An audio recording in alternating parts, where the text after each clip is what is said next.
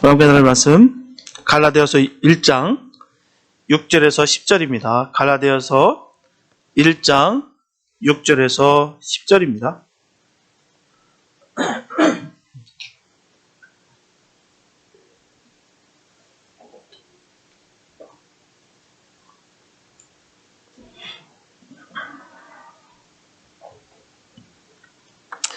갈라디아서 1장 6절에서 10절 말씀입니다.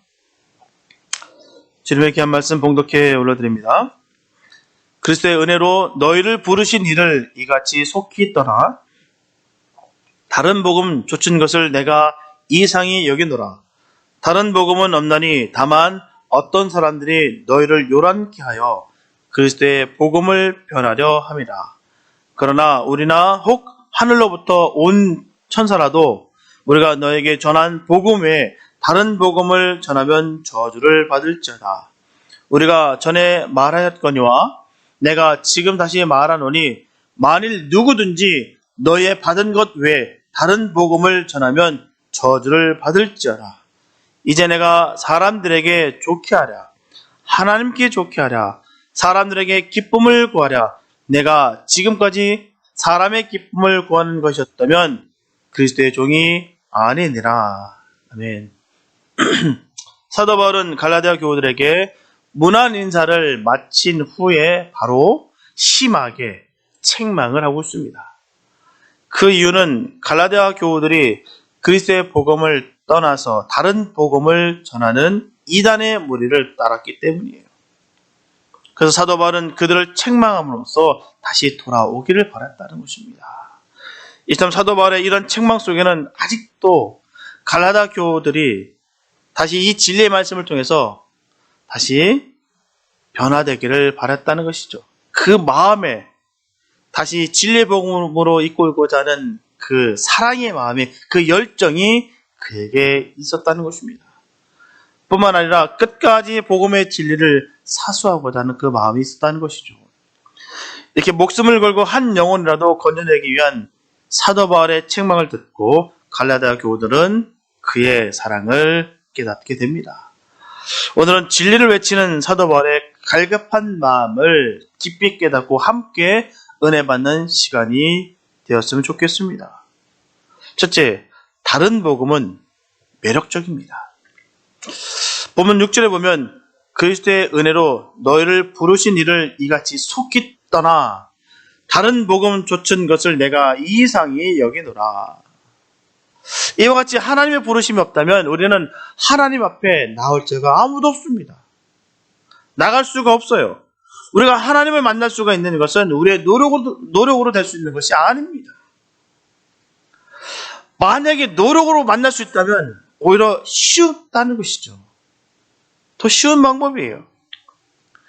집중력이 좋거나 체력이 좋으면 또한 어떤 방법을 통해서 만난다고 하면 얼마나 쉬운지 몰라요. 다양한 방법을 동원해서 또한 그것이 맞다고 한다면 사람의 입맛에 따라서 언제라도 하나님을 내 마음대로 만남을 자주할 수 있을 것입니다. 내가 만나고 싶으면 언제라도 만나고, 내가 거부하고 싶으면 언제도 거부하고, 내가 시시때때로 내가 마음대로 이룰 수 있다는 것이죠. 구원은 그렇지 않습니다. 주권자신 바로 그리스도의 초대예요. 부르심이 있다는 것이죠. 이유 없이 주신, 정말 값없이 주신 그리스도의 은혜입니다. 받을 자격이 없는 자에게 허락된 복이다라는 것입니다. 이것이 바로 복음이 가지고 있는 핵심 가치예요. 그래서 예수님의 사람들이 되려면은 좋은 사람을 만드는 정도에서 멈추는 것이 아니에요. 우리가 새롭게 태어나야 될 줄 믿습니다. 그냥 내가 예수님의 사람들을 됐다고 해서 마음이 이제 선해졌다, 다른 사람들에게 이제는 정망이 좀 있었다, 거기에 멈춰서는 것이 아니라 완전히 새롭게 태어나는 것이 바로 거듭남이다라는 것입니다. 요한복음 3장 4절에 보게 되면 니고데모가 가로되 사람이 늙으면 어떻게 날 수 있었나이까? 두 번째 모태에 들어갔다가 날 수 있었나이까? 라고 주님께 묻고 있어요. 예수님, 어떻게 그럴 수가 있습니까? 그러면 엄마 앞에서 다시 한번 들어가면 되겠습니까? 이 말하고 있는 거예요. 예수님 이 질문에 전혀 다른 답을 하고 있다는 것이죠. 니고데모는 거듭남의 의미를 육체적 재성으로 알았다는 것입니다. 이처럼 거듭나지 않으면 늘 성령을 육적으로 접근한다는 것이죠. 이성적으로 그렇게 접근한다는 것입니다. 그래서 거듭났다는 것은요, 새롭게 태어나다는 거예요. 새롭게 말입니다. 주님과의 인격적인 교제를 통해서 성령께서 우리의 인격과 삶을 항상 새롭고 또한 강하게 변화시켜 주시는 것입니다. 이 체험은 우리의 이성과 논리로 다 알 수도 없고 설명할 수도 없는 하나님의 놀라운 신비로운 은총입니다. 니고데모는 결국 영적으로 깨어나서 아리마대 요셉과 더불어 예수님의 시신을 당당하게 요구했던 사람이 됩니다. 출교라고 하는 이 무시무시한 이 형벌이 있는데도 불구하고 그들은 하늘의 일들을 했다라는 것입니다. 세상 권세에 조금도 주눅들지 않았다는 거예요. 그게 바로 하나님의 사람들의 진정한 모습이 좀 있습니다. 거듭난 사람들의 모습인 거예요. 바로 예수님의 사람들의 모습입니다. 이런 하늘의 비밀을 알고 있던 사도 바울이 이 갈라디아 교우들에게 인사를 마치자마자 급히 책망의 말을 하고 있는 거예요. 왜요? 그 이유는 그들이 갑작스러운 변절 때문입니다. 본 구절에서 보면 떠나라는 단어는 헬라 언어로 메타티데마이라고 했는데요, 당파나 종교를 바꾸는 행동을 가리키는 표현입니다. 다시 말씀드리면 타락하다, 배교하다라는 뜻으로 사용되고 있습니다. 이렇게 사도 바울은 갈라디아 교인들이 회개한 지가 얼마 되지 않았는데도 불구하고 빠르게 다른 복음을 전하는 그 율법주의자들에게 모든 것이 혹해서 그쪽으로 떠나는 것에 대해서 책망한 거예요. 갈라디아서 2장 4절에 보면 가만히 들어온 거짓 형제라라고 전하고 있습니다. 이 거짓 형제들은 예루살렘 교회 유대주의자로서 율법을 지키고 할례를 행해야만 바로 완전한 구원에 이룰 수 있다라고 그들은 주장했습니다. 이들을 다시 말하면 에비온파라고 부르고 있어요. 에비온파. 이들은 예수님을 믿고 세례를 받았다 할지라도 모세의 법을 지켜 할례를 받아야만 구원을 받을 수 있다는 거예요. 예수만 믿어서도 되는 거 아니다. 할례를 받아야 된다. 그치, 예수 믿어야 돼. 당연한 거야. 우리가 다 받잖아. 예수님께 승천하신 것도 받고 우리가 다 받잖아. 그러나 믿는 것뿐만 아니라 율법도 지켜야지. 할례를 받아야지. 이런 그들의 주장이 갈라디아 교인들에게는 너무나 매력적이었습니다. 매력적이었어요. 참된 도리처럼 보여졌습니다. 그들의 교리를 구원의 확증으로 생각하게 되는 거예요. 맞아. 그래, 뭔가 시원찮았어. 어떻게 예수만 믿었다고 우리가 구원을 받을 수 있어. 할례를 받아야지. 율법을 지켜야지. 율법 지켰다고 나쁜 거 아니잖아. 그래, 그게 맞아. 그들 그렇게 주장하는 것입니다. 그렇게 그들의 주장에 그냥 혹해버린 거예요. 그들이 여기에 갈라디아 교인들이 너무나도 쉽게 넘어가 버렸습니다. 그래서 그들은 사도 바울이 전해준 복음을 버리고 그들의 가르침에 현혹되어 버렸어요. 사도 바울이 전해준 진정한 복음의 뿌리를 내리지 못함으로써 결국 유대주의자들의 다른 복음에 넘어간 것이에요. 거짓 교사들이 사도 바울의 그 복음을 전면으로 만약에 부정하고 들어왔다면 아마 이 정도까지 쉽게 넘어가지 않았을 것입니다. 전면적으로 부정한 것이 아니에요. 수용하면서 율법을 강요한 것이에요. 그래서 더욱 미혹당했다라는 것입니다. 우리가 이단 맨날 얘기하지 않습니까? 끝이 다른 거예요. 비슷합니다. 모양도 조직도 그 세계관도 비슷비슷한 것들이 얼마나 많은지 몰라요. 그러나 그 끝이 다르다는 것이죠. 그래서 이단입니다. 같은 성경을 보고 있어요. 같은 성경을 보기 때문에 같은 구절로다가 공격해 들어오고 같은 구절로다가 왜곡시켜서 성경의 말씀을, 하나님의 말씀을, 귀한 말씀을 흐리게 만드는 것이다라는 것입니다. 다른 것 갖고 오는 것이 아니라 불경 갖고 와서 성경을 갖고 대변하는 거 아닙니다. 이 성경책 갖고선 하는 거예요. 그러다 보니까 더욱 미혹당하고 더욱더 많은 사람들이 넘어지고 있다는 것입니다. 그렇기 때문에 세상 사람들은 이단과 기성교회가 구별을 못합니다.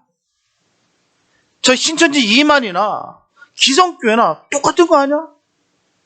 이렇게 생각하고 있다는 것이죠. 완전히 다르고 완벽하게 다른 그들인데도 불구하고 세상 사람들 눈에는 다 그냥 교회 다니는 사람이라고 여긴다는 것이죠. 그게 무서운 거예요. 우리가 이를테면요, 군인들 한번 보십시오. 군인들 보면은 각 부대마다 부대 마크가 다 있어요. 다 다릅니다. 부대 배치당한 것도 부서도 다 달라요.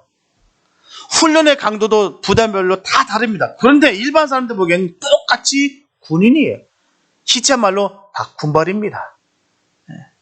그게 그거예요. 다 머리 닦고 시커매 보이고 그냥 그 전투복이 그 전투복이지 똑같이 그냥 군발으로 봅니다.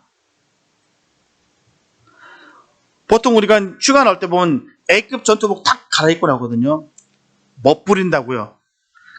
딱 잡고 그냥 깨끗하게 그 외출할 때 입으려고 딱 마련하고 그 옷을 입고 나옵니다. 근데 세상 사람들은요, 그게 A급 전투복인지 칼춤을 쳤는지 말든지 다 똑같이 군발입니다. 똑같아요. 군인일 뿐이에요. 그래서 요즘 발생하는 이 문제들이 바로 이단들 때문에 기성교회가 덩달아서 욕을 먹고 있다는 것이죠. 이 이단 단체들, 이단의 무리들, 이 이단 교회들로 인해서 우리 교회가, 우리들의 교회들이 욕을 먹고 있다는 것이죠. 특이한 것은 이단들이 미혹의 도구로 쓰는 책이 있습니다. 요한계시록이에요. 너무 신비로운 책입니다. 많은 사람들이 이 계시록의 궁금증을 많이 가지고 있어요. 대표적으로 우리가 이단들이 사용하는 첫 번째 성경 구절이 이사야서 34장 16절 말씀입니다. 너희는 여호와의 책을 자세히 읽어보라. 이것들이 하나도 빠진 것이 없고 하나도 그 짝이 없는 것이 없으리니 이는 여호와의 입이 이를 명하셨고 그의 신이 이것들을 모으셨음이라. 이처럼 성경은 다 짝이 있다는 거예요. 그래서 성경을 풀어야 된다라고 전하고 있습니다. 이단들이 자신들의 억지 교리로 교주의 신격화를 위해서 억지로 짜맞추기 위해서 사용된다는 거예요. 전혀 다른 말씀들 갖고 그럴싸한 번역된 그 원문적인 부분도 전혀 무시하고 그냥 짜맞추기 시작한다는 거예요. 창세기부터 계시록까지 성경적으로, 신학적으로, 문맥과, 맥락과, 역사적 배경과 어휘적 뿌리에서 본문을 접근하는 것이 아니라는 것이죠. 구절 몇 개만 딱 뽑아서 악어를 딱 맞춥니다. 그러면 사람들은 그 논리성이 재미를 느껴요. 아, 그렇구나. 전혀 아닌데도 불구하고요. 그 말과 그 말이 연결이 하나도 안 되는데도 불구하고 아, 이 말이구나. 아, 재밌다. 놀랍다. 아닌데도 불구하고 말이에요. 그러면서 결국 모든 것을 승리하고 이런 사람이 본인이라 설명합니다. 내가 승리자다. 내가 이긴 자다. 내가 메시아다. 내가 보혜사다. 이렇게 얘기하면서 아니면 자신이 이 시대에 특별히 쓰임받는 종이다. 우리 단체가 그런 단체다.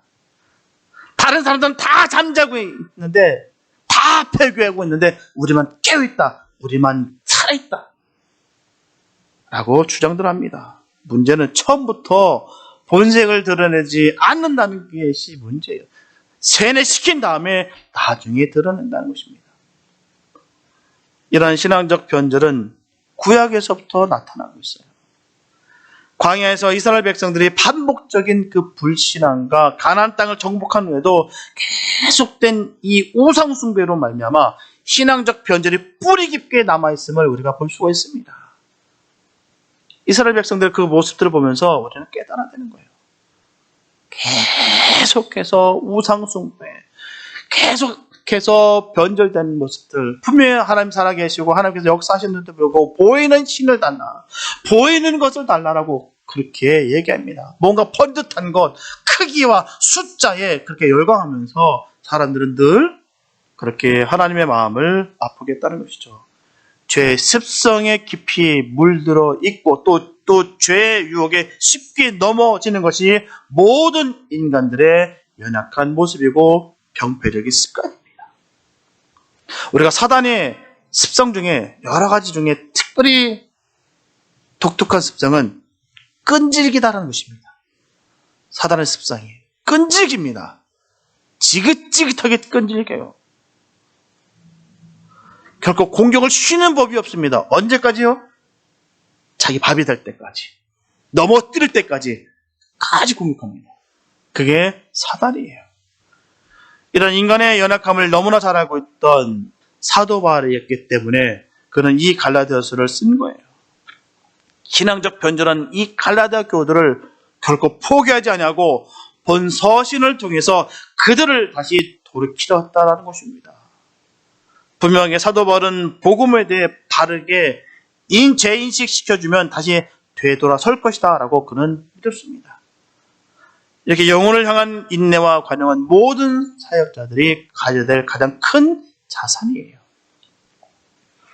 누가복음 9장 51절에서 56절 말씀 보게 되면 예수께서 승천하실 기약이 차심에 예루살렘을 향하여 올라가기로 굳게 결심하시고 사자들을 앞서 보내심에 저희가 가서 예수를 위하여 예비하려고 사마리아인의 한 촌에 들어갔더니 예수께서 예루살렘을 향하여 가시는 고로 저희가 받아들이지 아니하는지라.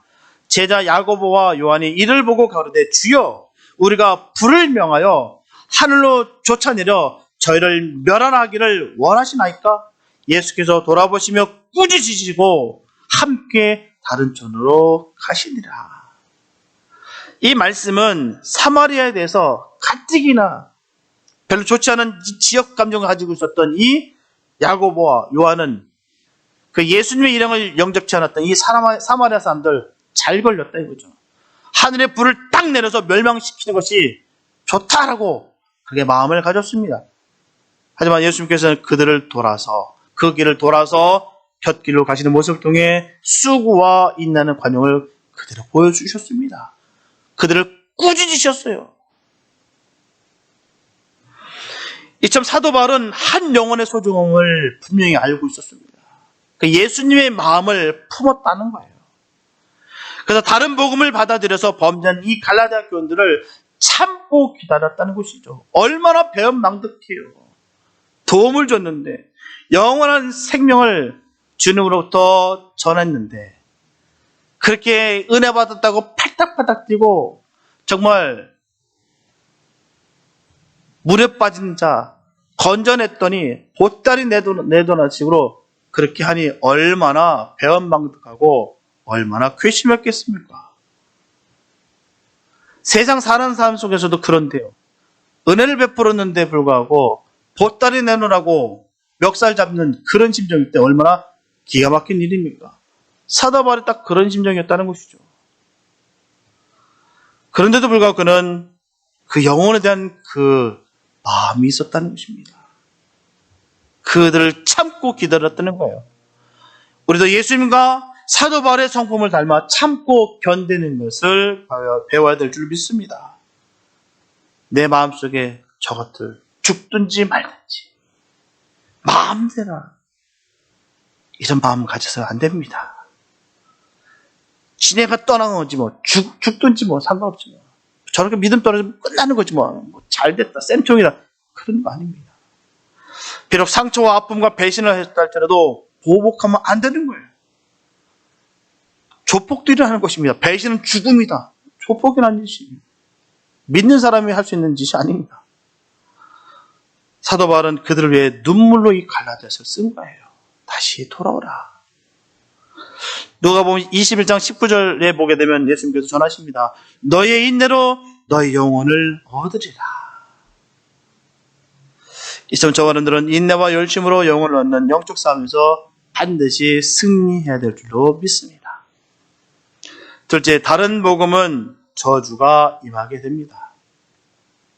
본문 8절에 보면 그러나 우리나 혹 하늘로부터 온 천사라도 우리가 너에게 전한 복음 외에 다른 복음을 전하면 저주를 받을지어다. 무시무시한 말씀이에요.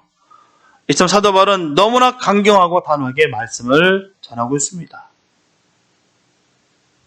그만큼 다른 복음에 대한 심각성과 파괴력에 대해서 경고하고 있는 거예요. 이렇게 율법주의는 겉으로는 복음의 부족함을 메우는 것 같고 사람의 구원에 매우 유용한 것 같으나 사실은 복음의 진리를 파괴하는 것이고요. 십자가의 공로를 헛된 것으로 돌리는 것입니다. 우리가 참 중요한 거예요. 우리가 정말 바로 본질을 바라보지 못하면요. 다 넘어가게 되어 있습니다. 왜 그렇게 똑똑한 사람들이 왜 이단을 넘어갑니까? 학력도 높고 많이 배운 사람인데도 불구하고 다 넘어가요. 왜 그럴까요? 본질을 바로 바라보지 못해서 그렇습니다. 그럴싸한 것에 완전히 싹 넘어가요. 예전에 한번 말씀드린 적 있을 거예요. 저희 형님들, 동서 형님들이 많아요. 저희 와이프가 딸만 여드니까요. 그 중에서도 우리 넷째 형님이, 네 번째 형님이 참 은행 지점장으로 정년퇴임하셨고, 숫자랑 이 계산적인 천재입니다. 머리가 제가 지금까지 살아오면서 손꼽히는 정도의 사람이에요. 그런데 그 똑똑한 사람이 다단계에 빠지더라고요. 그래서 처음에는 버는 것 같은데 나중에 손해가 얼마나 컸던지요. 그냥 빠지는 거예요. 자기 귀에 자기가 넘어가는 것입니다. 자기 머리가 좋은 것 같아서 자기 머리 믿다가 그냥 단순한 논리에 쑥 빠져버리는 거예요. 그 욕심과 그 야망이라는 것에 탁 걸려서 싹 넘어가는 거예요. 우리 같은 경우는요, 안 넘어갑니다. 왜냐고요? 똑똑해서 그 말씀, 그냥 아까워요. 그 돈 쓰는 게 그냥 아까워서 저는 넘어가지 않습니다. 그런 거에 대해서. 왜? 아까우니까. 그런 것입니다. 그럴듯해 보이는 것 같고, 정말 번듯해 보이는 것 같은데, 다 넘어갑니다. 그래서 율법주의는요, 반복음주의예요. 복음주의와 율법주의는 충돌합니다. 다른 겁니다. 자꾸 율법으로 돌아가는 것, 율법화시키는 것. 그렇기 때문에 사도 바울은 이 율법주의에 대해 매우 단호했어요. 왜? 십자가의 공로가 약화되니까. 예수님의 그 공로가 사라지니까요. 분명한 것은 진리에 관해서는 우리가 단호해야 될 줄 믿습니다.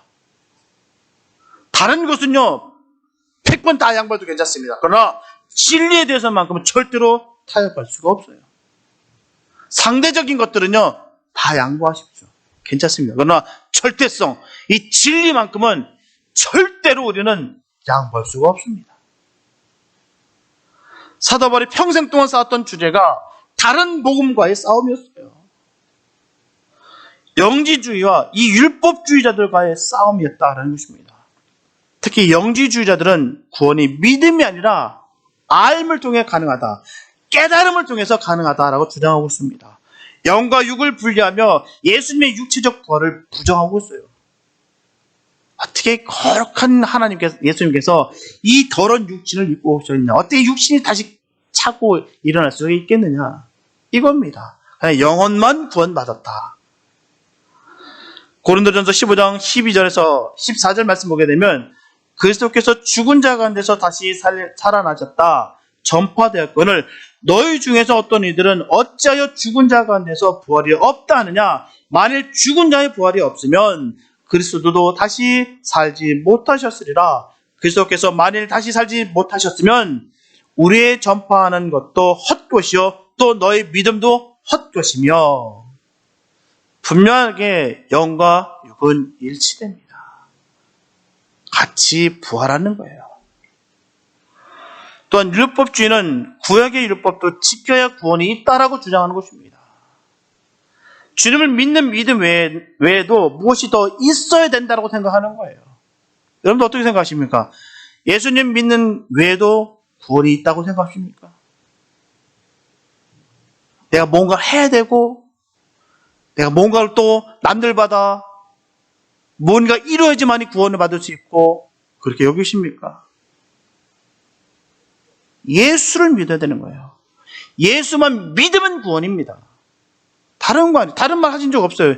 믿음 외에는 구원이 없습니다. 조상들이 율법을 지키지 않아서 포로가 된 것을 잊어서는 안 된다라고 전하고 있는 거예요. 왜 우리 조상들이 포로가 됐었냐? 율법을 지키지 않아서 다 끌려가는 거 아니야. 그래, 예수 믿어야 돼. 그럼 믿어야지. 그러나 율법도 지켜야지. 할례도 받아야지. 어떻게 예수만 믿어서 구원을 받느냐? 뭔가 해야지. 남들은 안 할 때 나는 목숨 바쳐서 하는 것, 이게 바로 구원받은 자의 모습이야 라고 얘기하는 것. 행위로서 구원받는 것이 아니라 내가 그 은혜로 말미암아 내 삶의 내 모습이 끌려가는 것입니다. 내가 그 삶의 현장 속으로 내가 순교의 자리까지 갈 수 있는 그것이 진정한 믿음이지, 남한테 보이기 위해서 내가 힘쓰므로 말미암아 구원을 이룰 수 있는 것, 자기 의와 율법으로 구원을 이룰 수 있다는 그 생각 자체가 교만한 것이에요. 그게 율법주의자입니다. 결국 그 율법을 지켜서 나쁘다는 것이 아니라 결론적으로 말씀드리면 이 십자가의 사건을 작화시키는 것이에요. 예수님 외에도 구원이 있다는 것을 은근히 전하는 것입니다. 내가 노력을 해서, 내가 힘을 써서, 남들 안 하는 건 내가 했기 때문에 우리가 십자가 앞에 자랑할 것이 아무도 없다고 했던 그 사도 바울의 말씀이 우리들의 말씀 되시기 바랍니다. 그는 증거합니다. 나는 자랑할 게 하나도 없다. 내가 자랑할 것은 난 십자가밖에 없어. 난 죽을 때까지 난 그 십자가만 증거할 거야. 그의 고백이 저와 여러분들의 고백 되시기 바랍니다. 우리는 주님 앞에 자랑할 것이 없어요. 내가 죽음의 현장까지 갔다고 해서 자랑할 수 있는 것이 아닙니다. 있는 곳에서 나에게 허락하신 가운데 내가 최선을 다했더니 주님께서 작은 일에 충성한 자, 네가 충성했으니 내가 너에게 생명의 멸류관을 주겠다라고 주님께서 약속하셨다는 것입니다. 예수님께서 십자가에서 돌아가시고 부활하심으로 구약의 제사는 필요하지 않습니다. 예루살렘 성전도 필요하지 않습니다. 우리는 하나님을 직접 만날 수가 있게 되었어요. 지성소에 계시는 하나님이 아닙니다. 결국 사도 바울을 공격하는 것은 그가 전한 복음을 부정한 것이에요. 다시 세워야 된다. 예수님을 다시 못 박아야 된다. 그 뜻과 같습니다. 예수님께서 못을 받고 몸을 찢으신 그 결과 지성소를 막을 찢으셨고 우리가 직접 이제는 하나님을 볼 수가 있게 됐다는 것이죠. 성령님이 이제는 우리 안에 내주하고 계십니다. 갈라디아 교우들이 개인적으로 사도 바울 자신을 옹호하든 배척하든 그것은 그에게 아무런 의미가 없습니다. 하지만 사도 바울은 그들이 복음을 따르느냐 율법을 주의자를 따르느냐는 그에게 있어서 조금도 양보할 수 없는 매우 중대한 관심사였다는 것이죠. 거기에 관심이 있었다는 것입니다. 그것은 갈라디아 교우들의 영혼이 죽고 사는 문제와 뗄래야 뗄 수 없는 일이었기 때문이에요. 그래서 사도 바울은 율법주의자들에 대해서는 단호하게 대처했습니다. 그리고 그들을 심하게 저주했어요. 이처럼 악은 싹이 나기 전에 뿌리부터 근절시키는 것입니다. 분명히 비진리와 불의에 대한 이러한 명백한 태도 없이는 그 누구도 신실한 신앙을 지킬 수가 없습니다. 늘 주님의 마음을 품으시고 주님이 행하시려면 내가 죽음의 자리까지도 가겠습니다. 그런 믿음 가운데 늘 있게 되시길 바랍니다. 하나님 가만히 계십시오. 내가 하겠나이다. 아닙니다. 주님은 너희는 잠잠하라 그랬어요. 내가 싸워서 내가 이기겠노라라고 하셨지. 너희들 다 희생하라. 그런 말도 없습니다. 주님이 우리와 함께 하셨고요. 이 모든 것을 감당히 원하시는 그 하나님을 늘 기억하게 되시기 바랍니다. 예수님이 가상의 존재였다고 한다면, 어느 한 종교의 분파였다면 기독교는 없어져도 예전에 없어졌을 것입니다. 기독교가 전하는 메시지 자체가 배타적이기 때문이에요. 혼합될 수가 없습니다. 분리됐다는 것이죠. 하지만 절대로 진리는 무엇인가 섞일 수가 없다는 사실입니다. 이건 진리입니다. 기독교는 종교가 아니에요. 생명입니다. 분명히 예수님이 구원을 이루시고 이 땅에 남겨두신 초대교회 공동체는 세상의 보편적인 것들과는 섞일 수 없었던 하늘에 속한 거룩한 무리들이었어요. 비록 화려한 예배당, 건물도 없었고요. 안수받은 성직자와 같은 조직도 존재하지 않았으나 오직 예수님의 생명 자체가 존재하고 있었던 초대교회였습니다. 독일의 신학자이자 목사인 디트리 본회퍼는 히틀러 암살단에 참여하다 발각돼서 1945년 4월 9일 교수형에 처해져서 39세라는 젊은 나이에 삶을 마감했어요. 그가 평생 강조했던 말은 바로 기독교는 종교가 아니다 하는 것입니다. 행동하는 신학자로서 그는 수없이 많은 말을 남겼습니다. 히틀러 암살단에 참여하면서 했던 말은 악을 보고도 침묵하는 것은 그 자체가 악이다 라는 것이었으며, 교수형에 처해지기 직전에 했던 말은 이것이 마지막이다. 그러나 나에게 있어서 새로운 삶의 시작이다 라는 말을 남겼습니다. 저와 여러분들도 다른 복음에 대해서만큼은 단호해야 될 줄 믿습니다. 단순히 인간적인 정에 묶이거나 불편한 관계를 맺지 않기 위해서 따라가면 안 돼요. 진리에 대해서 바로 전해야 될 줄 믿습니다. 하나님의 말씀과 조금이라도 어긋나거나 십자가 사랑과 능력에 대해서 변질이 되면 어떤 희생이 있다는 알지라도 선을 긋고 잘라내야 될 줄 믿습니다. 그걸로 인해서 진리가 퇴색되고 어느 순간 이단의 이념에 물들게 되는 것입니다. 그러므로 구원에서 탈락되어 멸망의 길로 가는 거예요. 이러한 사실에 대해서 방심하지 마시고 믿음을 굳건하게 지켜 주님께 생명의 면류관을 받게 되시기를 예수님의 이름으로 축복합니다. 셋째, 신앙을 지키기 위해서는 먼저 선택을 해야 됩니다. 본문 10절 말씀 보면 이제 내가 사람들에게 좋게 하라, 하나님께 좋게 하라, 사람들에게 기쁨을 구하라. 내가 지금까지 사람의 기쁨을 구하는 것이었다면 그리스도의 종이 아니리라. 이처럼 거짓 교사들은 바울은 사도가 아니기 때문에 인기를 얻으려 한다고 그렇게 전합니다. 그 갈라디아 교인들을 보고 그러는 거예요. 저 지금 하는 모든 메시지가 예수만 믿으면 된다고 했던 그 말이 너를 편안케 위해서는 거야. 너 귀를 달콤하게 하기 위해서 그런 거야. 인기 얻으려고 그 말을 전하는 거야. 그 대표적인 증거가 뭐냐면 사도 바울은 그 당시 사도들 모두가 받던 그 사례비를 받지 않았다는 것입니다. 사도 바울은 언제나 사람들을 인격적으로 대했어요. 돈이 많아서 받지 않았던 것이 아닙니다. 이 당시에는 설교비가 바로 그의 몸값으로 여겼어요. 오늘날도 마찬가지 아니겠습니까? 스포츠 스타들이 그 연봉이 그의 몸값이 그의 인기를 바로 척도하고 있습니다. 인기가 높을수록 연봉이 높아요. 그와 마찬가지다는 것이죠. 이것을 빌미 삼아 사람들에게 인기나 끄는 사람으로서 그의 인격을 완전히 깔아 뭉갰다는 것입니다. 무언가 약점이 있기 때문에 사람이 받는 거 아니야. 받지 않는 거야. 뭐가 캥기는 게 있어서 그런 것이지. 알잖아. 사도 바울이라는 인물, 옛날에 어떤 인물이었어 알잖아.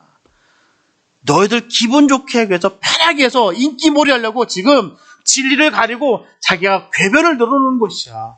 어떻게 예수님만 믿어서 천국 가? 율법도 지켜야지. 할례를 받아야지. 이렇게 사람들을 미혹했다는 것이죠.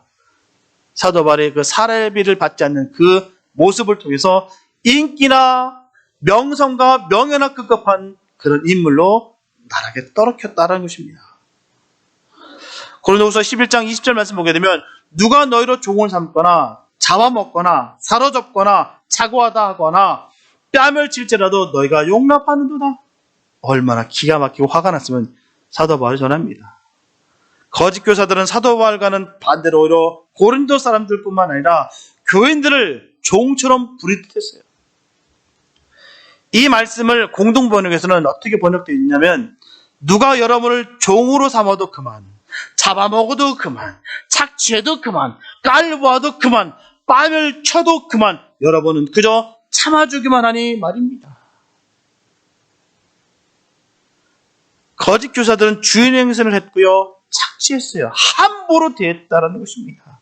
그게 권위 있는 것처럼, 그게 능력이 많이 있는 것처럼 그들에게 나타낸 본연의 모습이었다는 것입니다.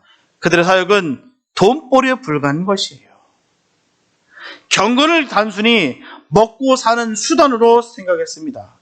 그들이 섬겨야 할 사람들을, 고린도 사람들을 무시하는 거예요. 수많은 교인들을 무시했다는 것입니다. 잘못된 종교적인 권력을 행사했던 사람들이었다는 것이에요. 사람을요, 섬김의 대상, 사랑의 대상이 아닌 수단으로 여겼다는 것이에요. 이게 바로 악한 것입니다. 자신의 명성을 위해서, 자신의 조직을, 자신의 단체를, 자신의 교회를 위해서 사람들을 선동하고, 자기는 쑥 영광받는 자리에 쑥 빠져있고 사람들 다 그저로 몰아붙이고 수단으로 여기면서 자기의 유익만 취했다는 것입니다. 섬김의 모습은 하나도 없고 자기가 일선에서 하는 것이 아니라 쑥 빠져서 박수받는 자리, 대우받는 자리, 높은 자리에 떡하니 앉아있으며 그냥 사람들을 수단으로 여겼다는 거예요. 그때나 오늘날이나 바로 거짓 교사의 전형적인 모습이라는 것입니다. 그래서 사도 바울이 그렇게 전하는 거예요. 착취해도, 뺨을 때려도 그것도 다 용납하는구나.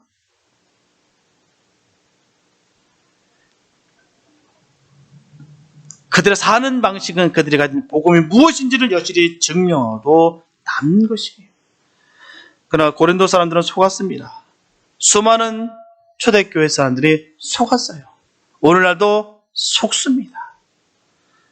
그것이 하나님께 좋게 하는 사람이라고 생각했다는 거예요.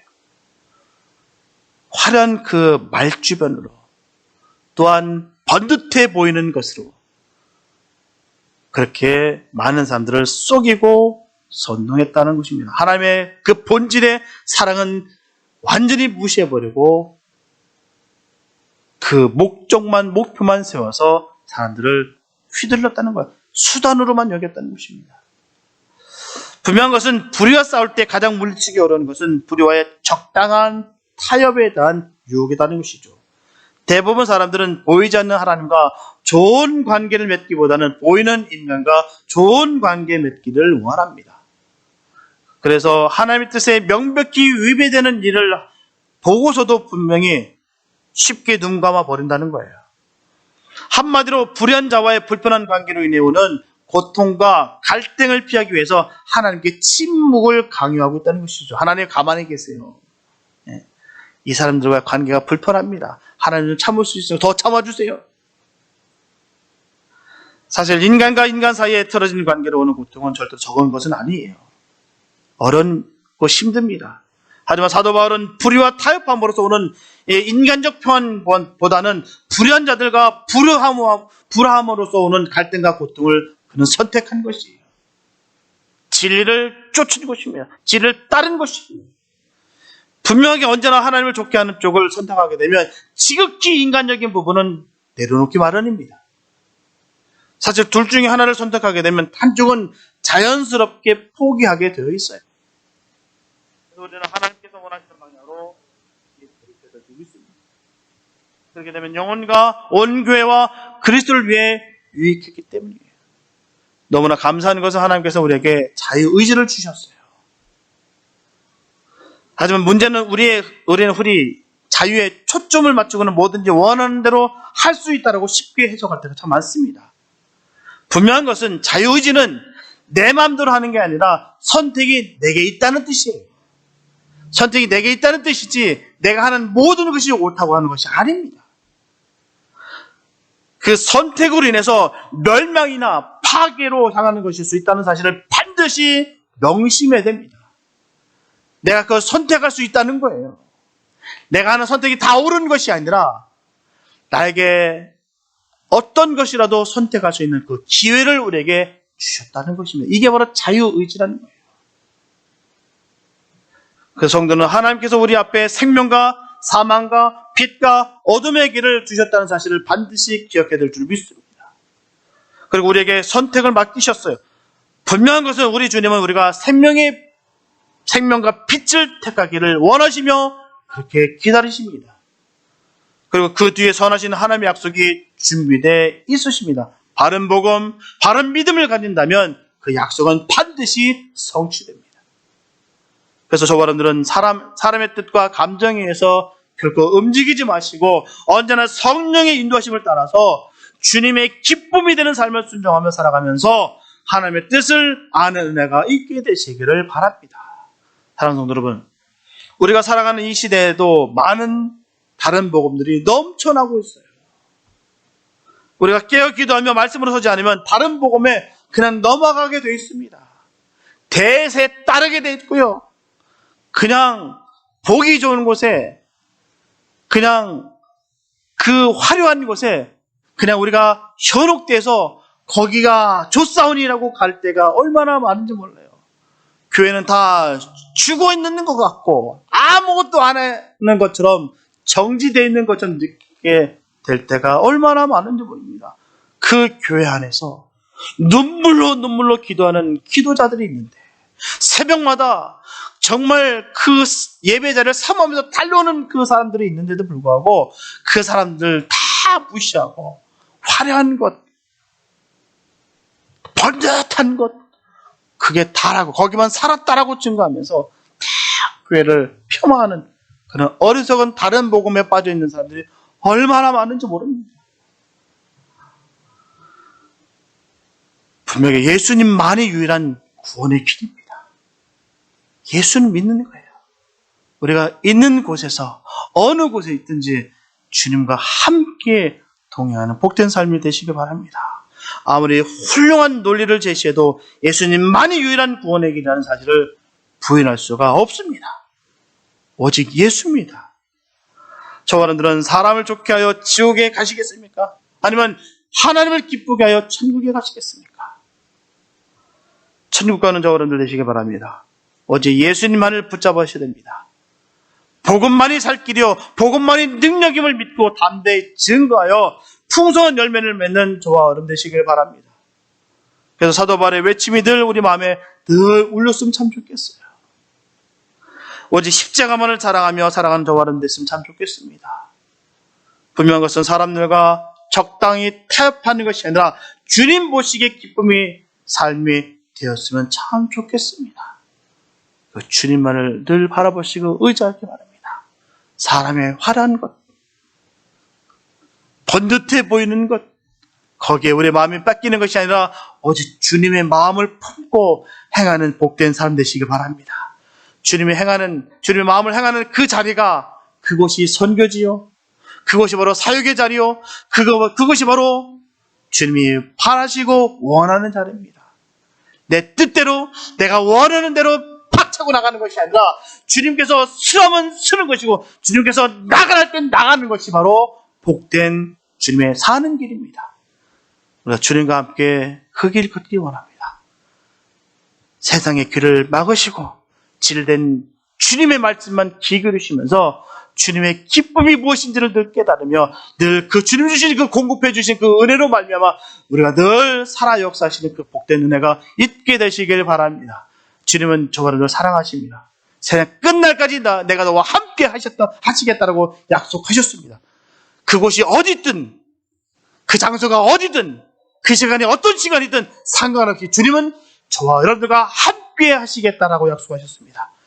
늘 있는 곳에서 늘 만족하시고 기뻐하시면서 주님의 일들을 꿈꾸시며 이루는 복된 삶 되시기 바랍니다. 그리하여 주님 보시기에 가장 합당한 주님의 자녀로 우뚝 서시고 기쁘게 살아가게 되시기를 예수님의 이름으로 축원합니다. 기도합니다. 사랑해 주님 감사합니다. 아버지, 우리가 주님의 은혜로 우리가 살아가고 있으면 다시 한번 고백합니다. 하나님께서 그 독생자 아들을 주셨기에 그 주님이 우리를 위해 희생하셨기에 우리가 구원을 받았습니다. 우리가 잘나고 우리가 많은 일들을 감당했기 때문에 우리가 구원을 받았던 것이 아니라 그 십자가에 못 박혀 죽으시고 승천하신 살아 역사하신 그 하나님을 내가 믿었기에 우리가 구원을 받았습니다.